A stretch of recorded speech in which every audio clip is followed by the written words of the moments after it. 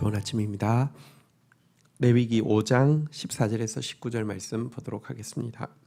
14절 여호와께서 모세에게 말씀하여 이르시되 15절 누구든지 여호와의 성물에 대하여 부지 중에 범죄하였으면 여호와께 속건제를 드리되 내가 지정한 가치를 따라 성전의 세겔로 몇 세겔 은혜에 상당한 흠 없는 숫양을 양떼 중에서 끌어다가 속건제로 드려서 16절 성물에 대한 잘못을 보상하되 그것의 5분의 1을 더하여 제사장에게 줄 것이요 제사장은 그 속건제의 숫양으로 그를 위하여 속죄한즉 그가 사함을 받으리라. 자, 이제 제사 중에서 다섯 번째 제사 속건제에 대해서 이제 다루게 됩니다. 속죄제까지는 알겠는데 속건제라는 것은 무엇일까요? 혹은 속죄제까지는 들어본 것 같은데 속건제라는 것은 사실 잘 들어보지도 못한 경우가 많습니다. 교회에서 거의 다루고 있지 않기 때문에 그렇습니다. 하지만 여기 이제부터 속건제에 대한 내용이 쭉 며칠 나올 텐데요. 훨씬 더 엄중하게 다루고 있음을 보게 됩니다. 속건제란 범죄한 죄 한 건 한 건에 대한 제사 이런 의미를 가지고 있는데 그러면 속죄제도 이제 죄를 범한 것에 대해서 이렇게 드리는 것이니까 비슷한 게 아니냐? 조금 차이가 뭐냐고 하면요. 속죄제는 주로 하나님과의 관계에서 범한 죄에 대한 그 제사라고 하면 속건제는 주로 대인 관계에서 범한 범죄에 대해서 한 건 한 건의 범죄에 대해서 올려드리는 제사라는 차이가 있습니다. 그리고 속죄제 하나님 앞에 제사하고 참여하는 것 참 중요하긴 한데 속죄제물보다 오늘 이제 살펴보겠지만 속건제물이 훨씬 더 엄중하게 돼 있다는 사실도 우리가 한번 눈여겨 보아야 합니다. 우리는 너무 쉽게 하나님께 사죄했으니 형제와의 관계에서는 이렇게 큰 괜찮다 이런 식으로 넘어가는 경우가 많죠. 나 하나님 앞에 회개했고 하나님 나를 용서했고 그래서 나는 평안이 있기 때문에 내가 당신에 대해서는 별로 마음에 그것 없어. 시간이 많이 지났지만 이제 밀양이라는 영화에 보면 살인자가 이제 어떤 집의 아이를 죽였는데 이 어머니가 너무 고통하다가 예수를 믿게 되고 또 이제 믿다 보니까 자꾸 이제 용서에 대해서 이야기하시는 것 같아서 용서하러 거기 갔더니 그 살인을 했던 그 사람이 아주 평안한 얼굴로 사실은 제가 하나님께 이미 회개를 했고 하나님이 나에게 용서를 주셨기 때문에 이렇게 이미 마음에 평안이 있었습니다라고 이야기할 때 이 이제 어머니가 완전히 이제 뚜껑이 열리게 되고 이거 이제 그러니까 진짜 그 용서하지 못하게 되는 그런 이제 내용을 담고 있었는데요. 이거는 명백하게 잘못된 내용이죠. 성경은 속죄제 하나님 앞에 드려야 되는 제사가 있지만 속건제 사람에게 대해서 내가 잘못한 건수 한 건 한 건에 대해서 엄중하게 사과하고 엄중하게 내가 할 수 있는 최선으로 해야 한다고 가르치는 것이 속건제입니다. 한번 좀 보도록 하겠습니다. 자, 이 속건제를 드릴 때에는요, 이제 첫 케이스로는 여호와의 성물에 대해서 부지 중에 범죄한 것에 대해서 나오고 있는데요. 여호와의 성물에 대해서 범죄했다 그러면 여호와께 대한 범죄니까 속죄제가 아니냐? 여기서 여호와의 성물이라고 하는 것은 주로는 성전에서 일을 하기 위해서 구별된 레위인들에게 드려야 하는 11조의 의무와 관련된 내용이라고 할 수 있습니다. 11조는 하나님께 드리는 것과 동시에 하나님의 일에 수종들고 있는 레위인을 위하여서 드리는 것이었는데요. 이것을 드리지 않게 됨으로 말미암아 레위인들이 그 일에 전무하지 못하게 되는 경우가 있었겠지요. 이것에 대해서 이 사람이 자기가 정말 잘못했다는 것을 깨닫게 되었다고 하면 이제 속건제를 드리라라고 되어 있고요. 자, 속건제를 드릴 때 눈에 띄는 것은요. 첫 번째는 여기 15절에도 본 바대로 속건제물은 무슨 이제 예를 들면 흠없는 순양으로 하라 이런 정도가 아니라 내가 지정한 가치를 따라 성전의 세겔로 몇 세겔 은에 상당한 흠없는 순양을 드리라 이렇게 되어 있습니다. 그러니까 순양이면 크든 작든 상관없는 게 아니라 딱 정해놓은 규격에 그 순양만 드려야 된다. 엄정하게 측정해서 정해놓은 규격의 수양만 드려야 된다라고 이야기하면서 사실은 훨씬 더 뭐랄까요? 속죄제보다 더 이렇게 정확하고 까다롭고 또 엄중하게 부과를 하고 있음을 보게 되고요. 그럼 속건제만 드리면 되느냐? 그렇지 않습니다.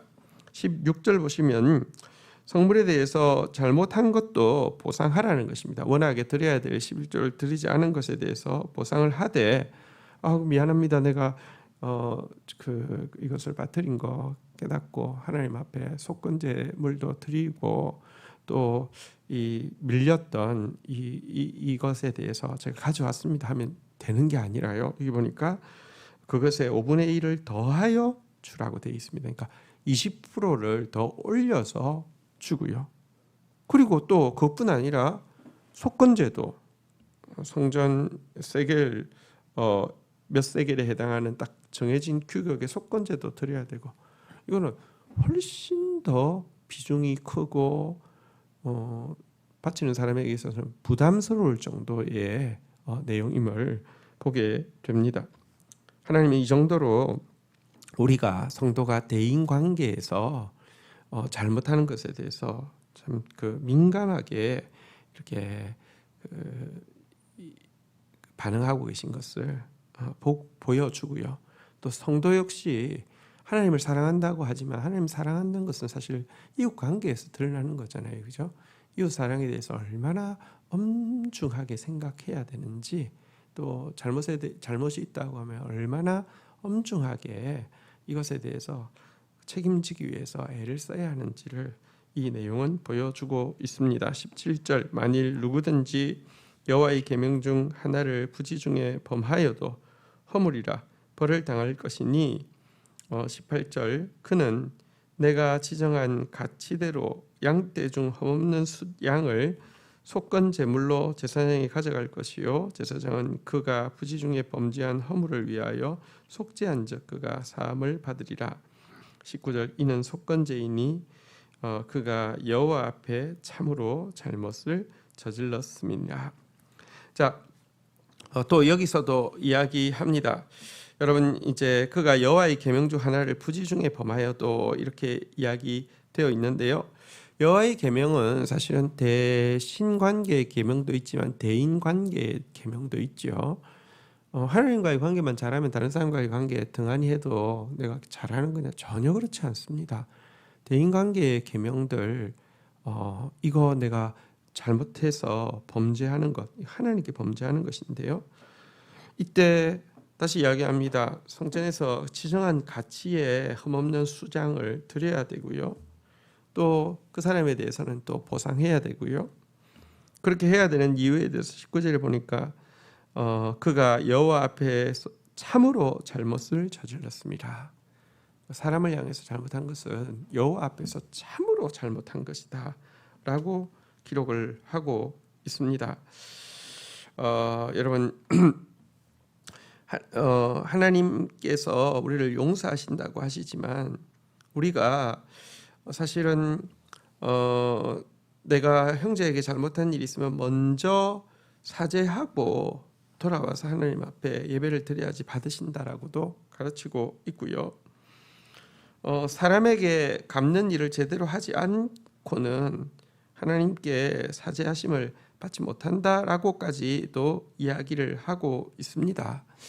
우리가 이 정도로 속건제라는 것의 존재를 알 뿐만 아니라 정말 속건제를 제대로 드리는 마음으로 이웃과의 관계를 돌아볼 때에 정말 하나님께서 원하시는 계명, 곧 하나님을 사랑하고 이웃을 사랑하라는 계명을 우리가 조금 더 이렇게 실천도 할 수 있고요. 조금 더 이웃에게 좀 복이 되는 그리스도인의 모습을 가질 수 있게 될 것입니다. 우리가 형제에게 범한 죄를 철저히 회개하지 않고는 하나님께서 우리를 사해 주시지 않는다는 게 하나님 용서해 주시지 않는다는 뜻이 아닙니다. 우리가 우리에게 죄 지은 자를 사하여 준 것까지 우리 죄를 사하여 주옵시고, 이 말은 하나님의 용서가 무조건적인 것이 아니라 조건이 붙는다 이런 뜻은 아닌데요. 우리가 여러분 용서하지 않으면 하나님이 용서해 주셔도 그 용서 안에 있는 법적인 효력은 유효하겠지만 실질적인 효력, 용서에 따르는 기쁨, 자유, 능력 제대로 누릴 수 없는 것처럼, 여러분 우리가 하나님 앞에 그 사죄했다 하더라도, 속죄했다 하더라도 지체와의 관계가 막혀 있으면요, 여러분 하나님의 용서에 동반되어지는 기쁨, 자유, 능력 누릴 수 없게 되어 있습니다. 이것은 엄정한 법칙입니다. 오늘날 기독교인들은 뭐랄까요? 이웃과의 관계에서 사실은 많은 경우 정말 욕을 듣고 있습니다. 이것은 속건제를 제대로 알지도 못하고 속건제에 대해서 속죄제 가지고 퉁치려고 하는 그런 잘못된 생각 때문에 그런 것임을 분명히 깨달아야 되겠습니다. 참으로 잘못한 것입니다. 하나님께 잘못한 속죄제에도 이런 표현을 쓰지 않은데요, 형제에게 잘못한 것, 이웃에게 잘못한 것, 참으로 여호와 앞에 잘못을 저질렀다라고 지적하고 있는 이 말씀, 크게 듣는 저와 여러분들이 되어야겠습니다. 주신 말씀 붙잡고 기도하며 나가도록 하겠습니다. 하나님 아버지 감사합니다. 우리가 하나님과의 관계뿐 아니라 사람들과의 관계에서도 정말 범죄하지 않는 자 되어지게 하여 주시고, 범죄하였을 경우에는 정말 그 상대방의 마음에 와닿도록 보상하려고 노력하고, 하나님 앞에서 그 행위가 정말 참으로 잘못한 것임을 깨닫고 철저하게 속건죄를 드리는 그런 삶을 살 수 있도록 인도하여 주옵소서. 하나님을 사랑하고 이웃을 사랑하라고 하셨고, 하나님의 사랑을 가지고 이웃을 사랑함으로 말미암아 하나님의 영광을 드러내라고 하셨는데, 오늘날 우리의 행실이 이웃 가운데, 믿지 않는 사람들 가운데 정말 하나님의 영광을 철저히 가리고 있었고, 그럼에도 불구하고 하나님 용서하셨으니 아무 문제 없는 것처럼 행하고 있었던 이 어리석고 악한 죄에 대해서 철저히 깨닫고 돌이키는 자 되어질 수 있도록 저희를 도와주옵소서. 예수 그리스도의 이름으로 기도 올립니다. 아멘.